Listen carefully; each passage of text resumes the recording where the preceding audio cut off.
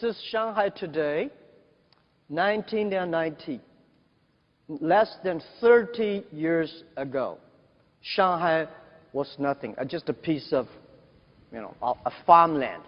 But within 30 years, China made a city like Shanghai like this. We have a lot of cities like that developing the past 30 years, grow so tremendously. When we came here, people prepared some videos. I asked a lot of Americans, what do you think about China? They think, panda, bicycles, Great Walls, Tai Chi. I say, no, these things. China has changed. We, from nobody, today become the second largest economy of the world. Thanks to the globalization, thanks to America, thanks to Europe, thanks to the people's hard working and partnership. 1972, when Nixon and Mao Zedong signed an agreement, opened the chapter of the political partnership between China and the USA, China did grow very fast. People like me, I was born in Hangzhou, the city where Nixon visited in 1972. I was like 8 years old. Because of that, Hangzhou became an open city. Because of that, we have a lot of American tourists to come to Hangzhou. I start to learn English, giving free tour to those American visitors. And I learned to think different because everything I learned from the books are so different from the things I heard from the American visitors. I know there's a world that is totally different than the other side of the world. In the past 30 years, China embraced the change. In the past 30 years, China took the decision to open and to reform. In the past 30 years, China opened globalization, which today, I think globalization was the name created by Americans. But today, the Americans don't like the globalization. We start to like it. And China also embraced the internet. If America was a country on wheels, China today is a country on the internet or on the mobile phones. And China started to learn from America in the past 30 years. We learn from America, we learn from Europe, we learn from America with great appreciation. People like me, I never got a one-day train in America. But I believe I know much about American than most of the Chinese, maybe more than some of the Americans. I respect the culture. We learn today in China, in Beijing, Shanghai, or Guangzhou, big cities, when you pick up 100 young people, you will find 80 of them can speak at least 50 English words. If you go to Washington, New York, San Francisco, if you pick up 100 young people in America, how many of them can speak more than 10 Chinese words, except from 谢谢? When you learn, when you embrace the change, you have the chance. People start to complain about globalization. I think globalization, nobody can stop it. It will continue to do. The only thing is that how you can change yourself to embrace it. And our China manufacturing is going good. It's doing pretty good in the past 30 years because the Chinese manufacturer study American consumers. They try to making sure the American, European, the global consumers love their products. China has changed.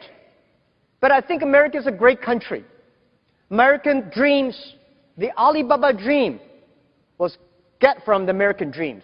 1985. I learned so much. I read so many books. I read the GE way. I understand the eBay. I understand the IBM. All the things we try to learn. And next to 30 years, China is going to be much faster growth. Past 30 years, American economy was the engine of the global economy. I believe the next 30 years, America still will be the leading economy engine of the global economy. But China is going to be another big engine for the global economy. China is shifting from exporting to importing. We have 1.4 billion people. We have more than 300 million middle class. You know how many people Chinese people traveling around the world every year? Last year, nearly 150 million Chinese people traveling outside China. 150 million people. This is a moving nation around the world. And in next 10, 15 years, China is going to have 500 to 600 million middle class.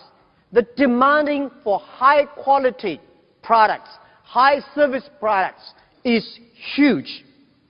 And I would say that, think about what does that mean? Well, before how many cities in America has more than 1 million population? You know, any idea?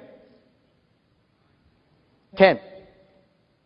How many cities in China has more than 1 million population?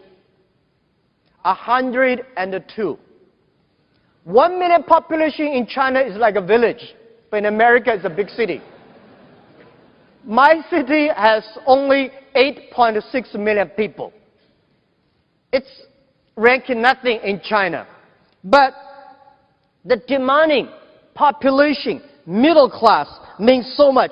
Imagine, the Chinese government announced that in next 5 years, they are going to import $8 trillion US. What does $8 trillion US mean? I think China will import much more than 8 trillion, at least 10 trillion US in the next 5 years. In the past years, big companies of America are already all over China, all over the world.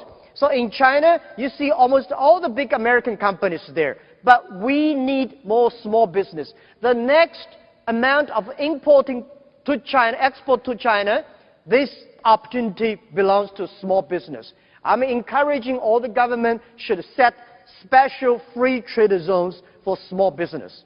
Because